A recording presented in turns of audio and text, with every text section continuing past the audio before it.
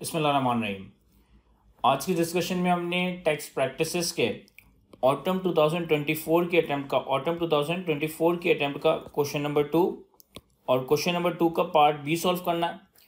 Autumn 2024 के attempt का question number 2 का पार्ट बी वेल्थ स्टेटमेंट और वेल्थ रिकन्सिलिएशन स्टेटमेंट के टॉपिक से पूछा गया है और 7 मार्क की वेटेज इस सवाल की। बेसिकली इस सवाल में हमसे एक टैक्स पेयर रुस्तम मिर्ज़ा की वेल्थ स्टेटमेंट और वेल्थ रिकन्सिलिएशन स्टेटमेंट हमें बनाने के लिए पूछी गई है। तो रीड करते हैं और सॉल्व करते हैं। कहता है the following is the wealth statement of Rustam Mirza for the tax year 2023। The following is the wealth statement of Rustam Mirza for the tax year 2023। हमारे पास एक इंडिविजुअल की टैक्स ईयर 2023 पे यानी कि 30 जून 2023 पे वेल्थ स्टेटमेंट अवेलेबल है। अच्छा, सवाल की इन्फॉर्मेशन को रीड करने से पहले अगर मैं रिक्वायरमेंट को रीड करूँ तो कहता है under the provision of income tax ordinance 2001 and rules made thereunder prepare Rustam Mirza wealth statement and wealth reconciliation statement for the tax year 2024 along with necessary workings. हमें इंडिविजुअल रुस्तम मिर्ज़ा की वेल्थ स्टेटमेंट और wealth reconciliation statement बनानी है tax year 2024 यानी कि 30 जून 2024 के लिए, और जो भी नेसेसरी वर्किंग्स है वो भी हम प्रेजेंट कर रहे होंगे। अब हम सवाल की इन्फॉर्मेशन रीड करते हैं। हमारे पास टैक्स ईयर 2023 यानी कि 30 जून 2023 पे रुस्तम मिर्ज़ा की वेल्थ स्टेटमेंट अवेलेबल है। इसकी वेल्थ स्टेटमेंट में 5000 shares in listed company at cost आ रहा है 3,60,000 रुपये। रेजिडेंशियल हाउस इन मलीर आ रहा है 4.5 million. Furniture and other household buildings आ रहा है 5,20,000। पर्सनल कार आ रही है 18,50,000। बैंक बैलेंस आ रहा है 4,35,000 और कैश इन हैंड आ रहा है 50,000। तो इसके पास जो टोटल एसेट बन रहा है वो 7.715 मिलियन 7,07,15,000 रुपये के बन रहे हैं। फिर हमारे पास कुछ लाइबिलिटीज़ हैं। Loan payable to friend 8 lakh और हमारे पास net asset as at 30 June 2023 पे asset minus liability net assets हैं 6.915 मिलियन। फिर हमें additional information provided by Rustam Mirza for the tax year 2024 is as follow. Point number 1, gross salary earned during the year amounts to rupees 3.6 million, while tax deducted from his salary amounts to rupees 4,35,000। कह रहा है ये जो individual है ना रुस्तम मिर्ज़ा, इसने पूरे साल में ग्रॉस सैलरी कमाई है 3.6 मिलियन की और इसकी सैलरी के ऊपर जो टैक्स डिडक्ट हुआ है वो 4,35,000 का डिडक्ट हुआ है।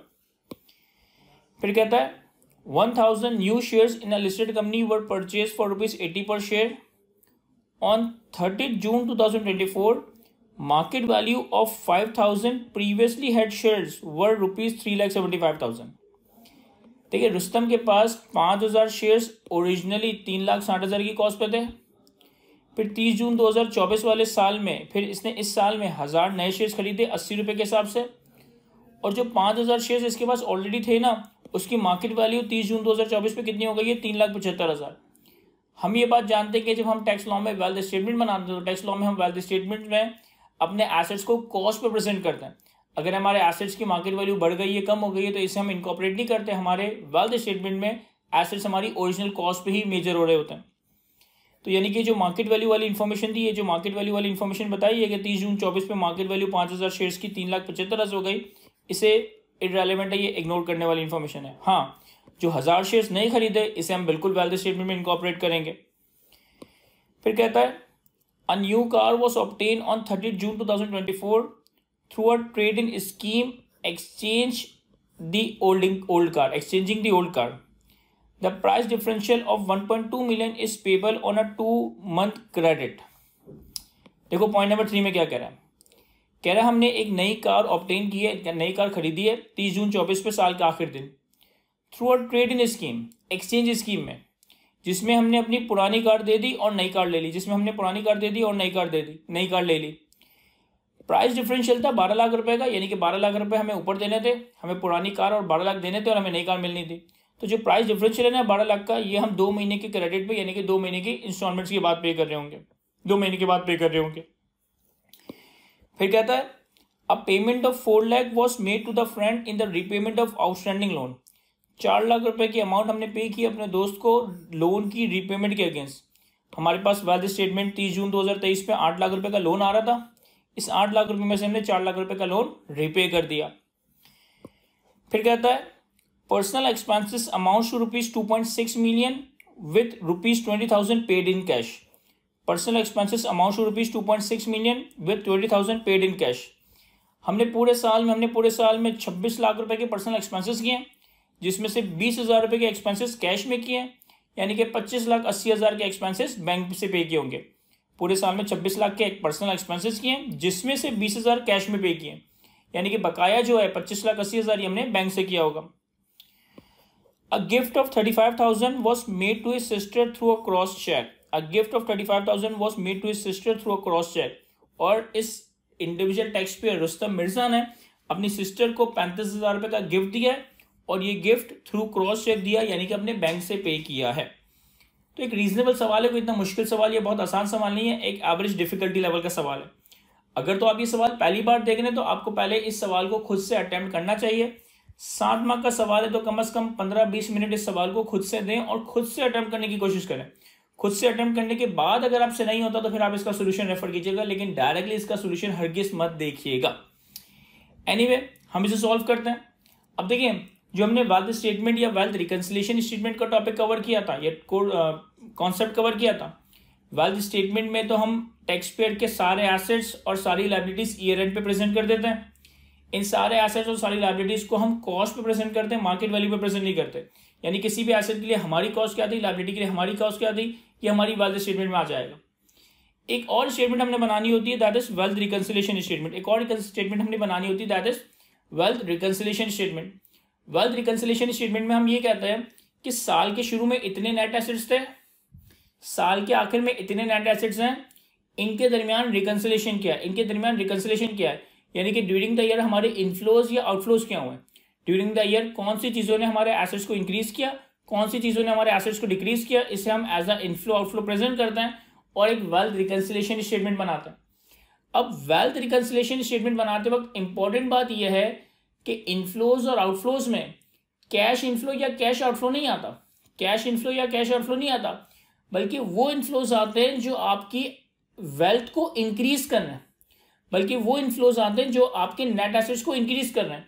यानी कि अफेक्टिवली आपने जो इनकम कमाई है, आपने जो गिफ्ट रिसीव किया है, आपने जो एसेट्स इनहेरिटेंस में हासिल किए हैं, यानी वो चीज़ें जो आपकी वेल्थ इंक्रीज कर रही हैं, वो चीज़ें जो आपकी नेट इंक्रीज कर रही है, इससे हम अपनी वेल्थ रिकंसिलिएशन में एज अ इनफ्लो प्रेजेंट करेंगे. इसी तरीके से आउटफ्लो में हम वो आउटफ्लो दिखाते हैं जो हमारी वेल्थ डिक्रीज करते हैं, जो हमारे नेट एसेट्स को डिक्रीज करते हैं.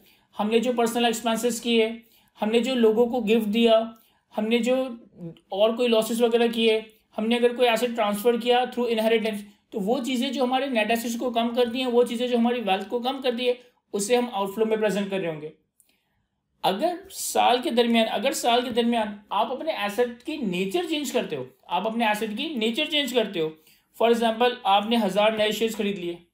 जब आपने 1000 नए शेयर्स खरीदे तो आपका कैश एंड बैंक बैलेंस कम होगा, लेकिन शेयर्स का बैलेंस बढ़ेगा. कैश एंड बैंक का बैलेंस कम होगा क्योंकि आपने एसेट परचेज किया तो पैसे दिए होंगे, लेकिन दूसरी तरफ आपकी इन्वेस्टमेंट्स बढ़ जाएगी, शेयर्स बढ़ जाएंगे. तो जो चेंज ऑफ एसेट्स हैं, इससे हम वेल्थ रिकंसिलिएशन में नहीं दिखाते. इससे आपकी वेल्थ इंक्रीज या डिक्रीज नहीं होती, पर बस एक एसेट दूसरे एसेट में चेंज हो जाता है. इसी तरीके से अगर हमने नई कार परचेज की है तो पुरानी कार गई, कैश गया, नेट एसेट्स कम हुए. नई कार आ गई, नेट एसेट्स बढ़ गए. तो ये चेंज ऑफ एसेट है, इससे हम वेल्थ रिकंसिलिएशन स्टेटमेंट में प्रेजेंट नहीं करते. इसी तरीके से हमने लोन रिपे किया. जब आप लोन रिपे करोगे तो आपका कैश एंड बैंक कम होगा, लेकिन आपकी लायबिलिटी भी कम होगी. आपका कैश एंड बैंक कम होगा, लेकिन आपकी लायबिलिटी भी कम होगी. यानी कि इन टोटलिटी नेट एसेट्स पे कोई फर्क नहीं पड़ेगा.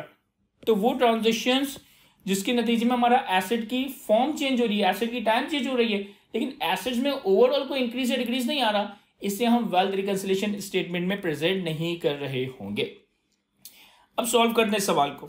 यहां देखिएगा, हमारे पास ऑटम 24 के अटेम्प्ट का क्वेश्चन नंबर 2 पार्ट बी. हमारे पास टैक्स पेयर का नाम है रुस्तम मिर्जा.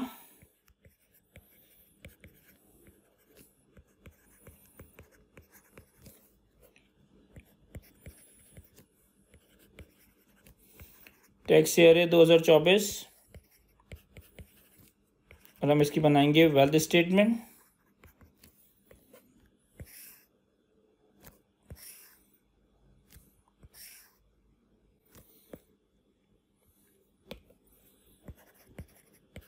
और वेल्थ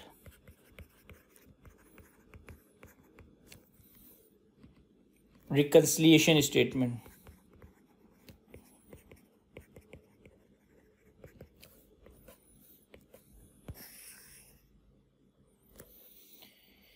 अब देखिए वेल्थ और वेल्थ रिकंसिलिएशन स्टेटमेंट साथ साथ बनाने की कोशिश करते हैं और जो जो एडजस्टमेंट्स होंगी अकॉर्डिंगली प्लॉट करते जाएंगे। सबसे पहले हमारे पास आ रहा है 5000 shares in listed company at cost 3,60,000।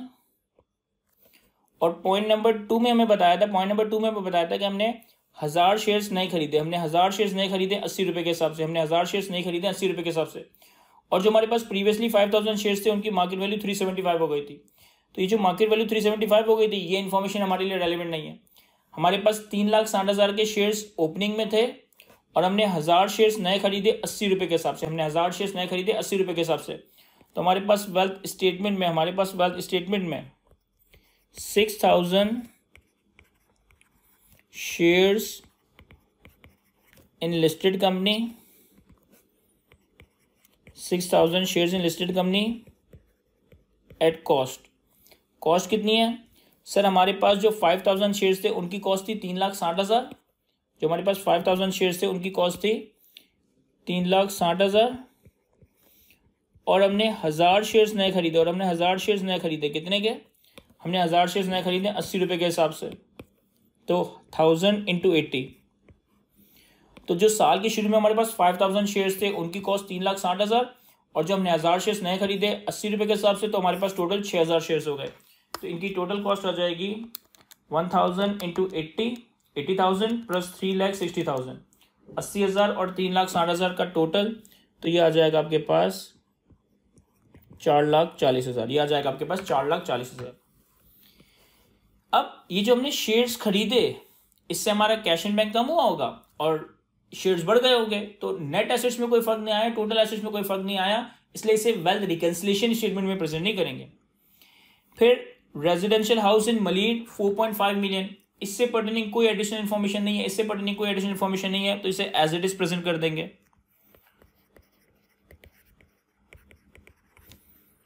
Residential house in Malir 4.5 million. फिर हमारे पास furniture and other household item है, कितना? 5,20,000। इससे पर्टेनिंग में कोई इंफॉर्मेशन नहीं है, तो furniture and other household item कितना? 5,20,000, 5,20,000। फिर हमारे पास पर्सनल कार है। अब पर्सनल कार के बारे में इन्होंने बताया। पर्सनल कार हमारे पास ओपनिंग में कितनी है? 1.85 मिलियन, 18,50,000। पॉइंट नंबर 3 में इन्होंने बताया था कि हमने एक नई कार परचेज की साल के आखिरी दिन एक्सचेंज स्कीम, ट्रेड-इन स्कीम के थ्रू, जिसमें हमने अपनी पुरानी कार और 12 लाख रुपए देने, और ये 12 लाख रुपए भी अभी नहीं देने, ये हम 2 महीने की इंस्टॉलमेंट्स पे देंगे। यानी कि आपकी जो नई कार है उसकी कॉस्ट कितनी है? आपकी नई कार की कॉस्ट है 18,50,000 और 12 लाख जो देने हैं, 18,50,000 और 12 लाख जो देने हैं। तो हमारे पास पर्सनल कार आ जाएगी 18,50,000 जो पुरानी कार के बदले में मिले, प्लस 12 लाख अभी देने हैं, तो ये हमारी कॉस्ट हो जाएगी। और चूंकि ये 12 लाख अभी देने हैं, अभी दिए नहीं है, 12 लाख अभी दिए नहीं है, तो ये हमारी लायबिलिटी भी है। तो हम अपने पास लोन या payable against trade in scheme of car 12 lakh. मैं रिपीट करता हूं, देखो आपके पास 18,50,000 की कार थी जो आपके पास ओपनिंग वेल्थ में आ रही थी। पॉइंट नंबर 3 में कहा कि हमने पुरानी कार दी, हमें 12 लाख देने और हमें नई कार मिल गई। तो हमारे नए कार की कॉस्ट क्या होगी सर? नए कार की कॉस्ट ये होगी कि 18,50,000 वो जो पुरानी कार के अगेंस्ट दिए और 12 लाख वो जो अभी देने हैं। तो हमारी नई कार की कॉस्ट आ गई 18,50,000 प्लस 12 लाख। और ये 12 लाख भी अभी देने हैं, दिए नहीं है, तो साल के आखिर में 30 जून 2024 पे आपके लिए एक तरीके से लायबिलिटी है, तो मैं अपने पास payable against trade in scheme of a car 12 lakh present कर दूंगा। तो कॉस्ट आ जाएगी हमारे पास न्यू कार की 18,50,000 प्लस 12 लाख 30,50,000 30,50,000 फिर इसके बाद हमारे पास बैंक बैलेंस और कैश इन हैंड। अब बैंक बैलेंस और कैश इन हैंड का कोई इन्फॉर्मेशन नहीं दी हुई, लेकिन हमने during the year salary receive की है, टैक्स पे किया है, शेयर्स परचेज किया और ये सारी ट्रांजेक्शन्स की है, तो इससे हमारा cash and bank balance increase decrease होगा, जो हमें सेपरेटली कैलकुलेट करना पड़ेगा, तो बैंक बैलेंस और कैश बैलेंस, इसके लिए मैं एक वर्किंग करूंगा, तो मैं फिलहाल इसे वर्किंग 1 रेफर कर देता हूं, हम इसको वर्किंग में कैलकुलेट करेंगे। फिर हमारे पास लोन पेबल टू फ्रेंड आ रहा है, और लोन पेबल टू फ्रेंड कितना ओपनिंग में 8 लाख। इन्होंने हमें पॉइंट नंबर 4 में बताया था कि हमने 4 लाख रुपए का लोन रीपे कर दिया। जब 4 लाख रुपए का लोन रीपे कर दिया तो हमारा loan payable to friend 4 lakh से कम हो जाएगा, तो loan payable to friend 8 lakh को लोन ओपनिंग में आ रहा है, 8 लाख का लोन साल के शुरू में है और 4 लाख का लोन हमने पे कर दिया, तो 4 लाख से हमारा लोन कम हो जाएगा, और 4 लाख से हमारा लोन कम होने के बाद 4 लाख का हमारा लोन रह जाएगा। अब टोटल एसेट जब हम कैलकुलेट करेंगे तो यहाँ तक हमारे पास टोटल एसेट्स आ जाएंगे, और टोटल एसेट से जब हम अपनी लायबिलिटीज माइनस करेंगे तो हमारे पास यहाँ पर नेट एसेट्स आ जाएंगे। ये हमारे पास net assets as at 30 June 2024 workout हो जाएगा। कैश बैलेंस बैंक बैलेंस अभी हमने कैलकुलेट करना है, उसे हम कैलकुलेट कर लेंगे। अब देखें यहाँ जितनी चीजें आ रही थी, यहाँ जितनी हमारे पास वेल्थ रिकंसिलिएशन में चीजें आ रही थी, वेल्थ स्टेटमेंट में चीजें आ रही थी, उसे हमने 1 बाय 1 यहाँ पे प्लॉट कर दिया, जो एडजस्टमेंट्स थी उसे भी इनकॉर्पोरेट कर दिया। अब हम आते हैं वेल्थ रिकंसिलिएशन पे। तो वेल्थ रिकंसिलिएशन स्टेटमेंट कैसे बनेगी? हमारे पास net asset as at 30 June 2023 के 30 जून 2023 पे हमारे पास नेट एसेट्स कितने थे? नेट एसेट एज एट 30 जून 2024 के 30 जून 2024 पे हमारे पास नेट एसेट्स कितने हैं? ये दो नंबर्स हम कैलकुलेट करेंगे या गिवन होंगे कि साल के शुरू में, साल के आखिर में नेट एसेट्स कितने थे। फिर हमारे पास आएगा इंक्रीज या डिक्रीज इन नेट एसेट्स, कि हमारे नेट एसेट्स में कितना इंक्रीज या डिक्रीज आया। साल के शुरू में कितने एसेट्स थे, साल के आखिर में कितने नेट एसेट्स हैं और उसमें कितना इंक्रीज या डिक्रीज आया। और फिर हम एक रिकंसिलिएशन बनाएंगे। इस रिकंसिलिएशन में हमारे पास इनफ्लोज आ रहे होंगे, हमारे पास आउटफ्लोज आ रहे होंगे, और जो भी इनफ्लोज और आउटफ्लोज का नेट होगा उतना ही हमारा नेट इंक्रीज बन रहा होगा। अब देखिए नंबर्स कहाँ से आएंगे। सबसे पहले नेट एसेट एट 30 जून 2023, साल के शुरू में हमारे नेट एसेट्स कितने थे? ये हमें सवाल में गिवन है 6915,000। साल के शुरू में हमारे पास नेट एसेट्स हैं 6915,000।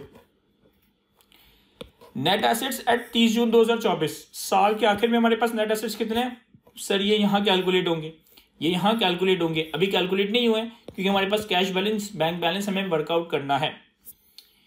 जब 30 जून 24 के एसेट्स आ जाएंगे तो हम नेट इंक्रीज कैलकुलेट कर लेंगे, और इंक्रीज या डिक्रीज से हम वेल्थ रिकंसिलिएशन को भी टाई कर लेंगे। अब वेल्थ रिकंसिलिएशन को देखें। सबसे पहले पॉइंट नंबर वन में कहा कि हमने ग्रॉस सैलरी कमाई 3.6 मिलियन और सैलरी पे हमारा टैक्स डिडक्ट हुआ 4,35,000। तो ये जो आपने सैलरी इनकम कमाई, इससे आपके नेट एसेट्स इंक्रीज होंगे। तो इनफ्लोज में हमारे पास सैलरी आ जाएगी 3.6 मिलियन। और आउटफ्लोज में हमारे पास टैक्स ऑन सैलरी आ जाएगा 4,35,000। टैक्स ऑन सैलरी आ जाएगा 4,35,000। देखो मैंने 36 लाख की सैलरी कमाई तो मेरी वेल्थ बढ़ी, मैंने 4,35,000 का टैक्स पे किया तो मेरी वेल्थ कम हुई। तो इनफ्लोस और आउटफ्लोस। फिर पॉइंट नंबर 2 में हमने शेयर्स खरीदे थे, जो हमने शेयर्स खरीदे थे इससे हमारे एसेट की नेचर चेंज हो रही थी, हमारे नेट एसेट्स पे कोई चेंज नहीं आ रहा था। पॉइंट नंबर 3 में हमने नई कार एक्सचेंज पे परचेज की थी, इससे हमारे एसेट की नेचर चेंज हो रही थी, नेट एसेट्स में कोई चेंज नहीं आ रहा था। पॉइंट नंबर 4 में हमने लोन की रिपेमेंट की, लोन की रिपेमेंट की तो कैश इन बैंक कम हुआ, लायबिलिटी भी कम हुई, नेट एसेट्स में कोई फर्क नहीं आया। तो इन तीन एडजस्टमेंट्स का हमारी वेल्थ रिकंसिलिएशन पे कोई इंपैक्ट नहीं है। पॉइंट नंबर 5 में हमने 26 लाख के पर्सनल एक्सपेंसेस किए, जिसमें से 20,000 रुपए कैश में पे किए। तो जो 26 लाख के आपने पर्सनल एक्सपेंसेस किए, इससे आपके नेट एसेट्स कम होंगे, इससे आपके नेट एसेट्स, आपकी वेल्थ कम हो रही होगी। तो हमारे पास आउटफ्लो में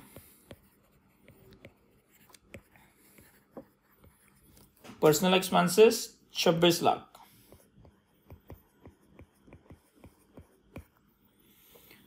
और फिर देखो 26 लाख में से 20,000 कैश में पे किए, कोई फर्क नहीं पड़ता क्योंकि 26 लाख के पर्सनल एक्सपेंस हुए, चाहे कैश से चाहे बैंक से, नेट एसेट्स आपके कम होंगे।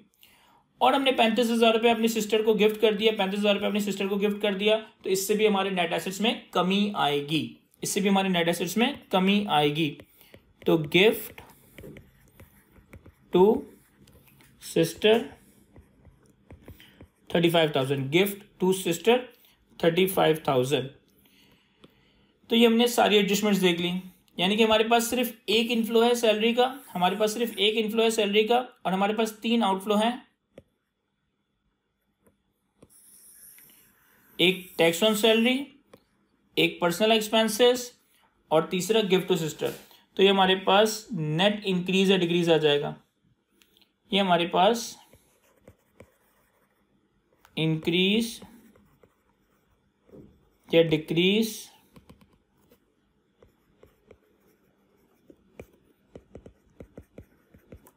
इन नेट एसेट्स आ जाएगा। इसको अगर मैं कैलकुलेट करूं 3.6 million minus 4,35,000 minus 2.6 million minus 35,000, तो ये आ गया 5,30,000। मैं एक दफ़ा इसे रीचेक कर लेता हूँ कैलकुलेशन को।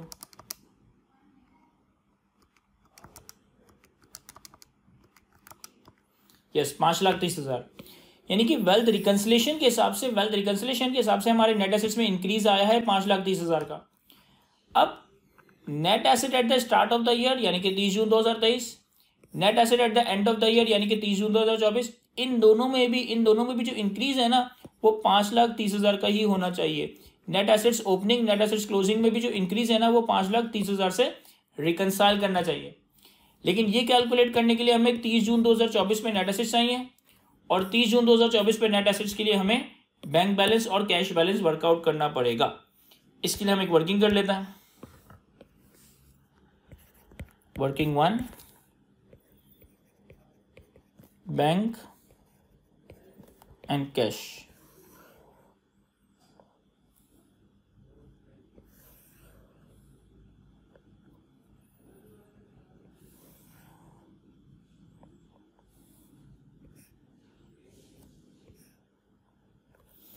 हमारे पास कैश और बैंक का एज एट 30 जून 2023 कितना बैलेंस था सर? साल के शुरू में बैंक बैलेंस है 4,35,000, कैश बैलेंस है 50,000, 4,35,000 और 50,000, तो 4,35,000 और 50,000।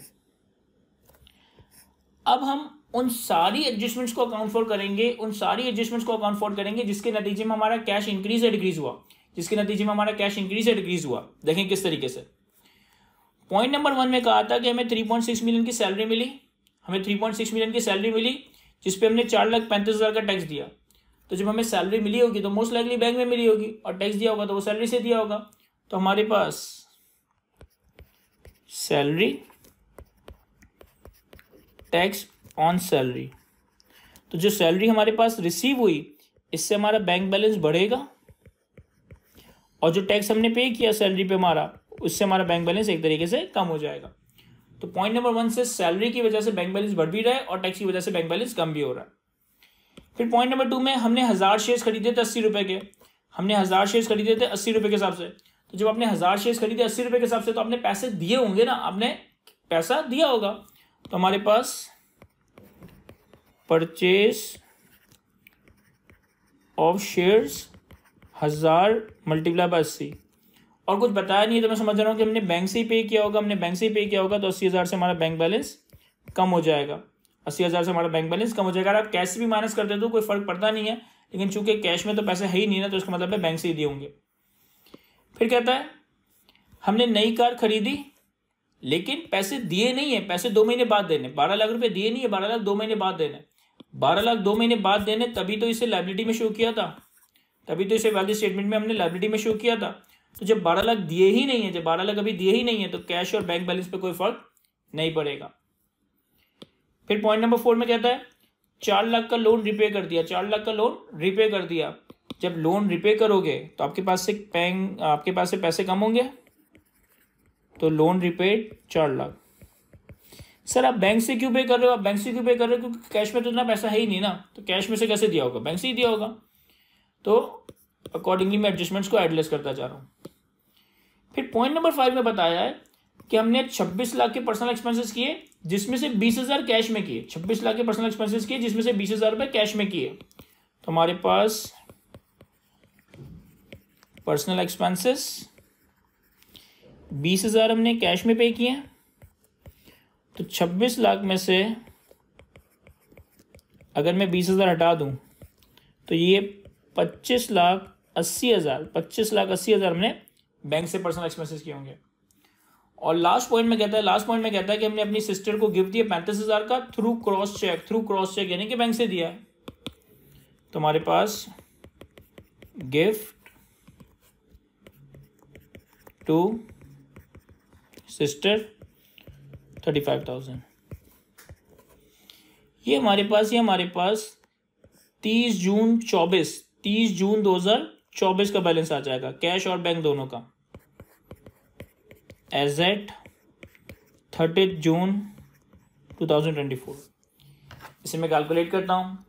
4,35,000 plus 3.6 million minus 4,35,000 plus 80,000 minus 4 lakh minus 2,580 minus 35, तो ये आ गया 6,65,000।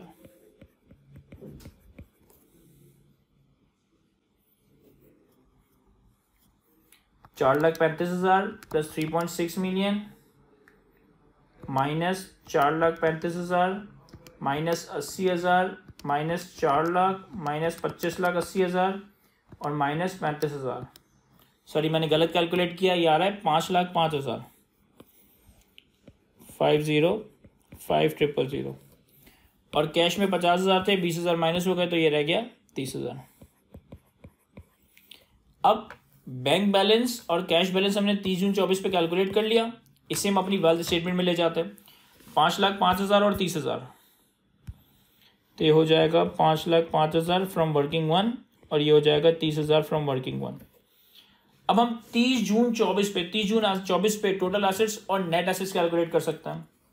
तो ये आ जाएगा हमारे पास 440 plus 4.5 million plus 520 plus 3050 plus 505 plus 30, तो टोटल एसेट्स आ गए हमारे पास 90,45,000 माइनस 12 लाख माइनस 4 लाख, तो ये आ गया हमारे पास 7,445,000। ये हमने वेल्थ स्टेटमेंट कंप्लीट कर ली। नेट एसेट्स 30 जून 24 पे कैलकुलेट कर लिए 7.445 मिलियन। अब वेल्थ रिकंसिलेशन में देखते हैं कि ये सही कैलकुलेट हुआ भी नहीं। साल के शुरू में एसेट्स थे 6,915, साल के आखिर में नेट एसेट्स हैं 7,445। अब अगर हमने सब कुछ सही किया है तो रिकंसिलेशन में जो नेट इंक्रीज बन रहा है, ओपनिंग और क्लोजिंग एसेट्स में भी इंक्रीज इतना ही बनना चाहिए। देख लेते हैं। 7,445 माइनस 6,915 तो ये हमारे पास 5,30,000 ही आ रहा है। ये हमारे पास 5,30,000 ही बन रहा है। यानी कि हमारी वेल्थ रिकन्सिलेशन यहाँ पे रिकनसाइल हो रही है, यानी कि यहाँ पे हमने सारे नंबर्स सही कैलकुलेट किए, एक्यूरेटली कैलकुलेट किए। तो यहाँ तक हमारा ये सवाल कंप्लीट हुआ जाता है। आई होप कि मैं आपको अच्छे से एक्सप्लेन कर सका हूँ। आज की इस गुफ्तगू को हम यहीं तक रखते हैं। Thank you.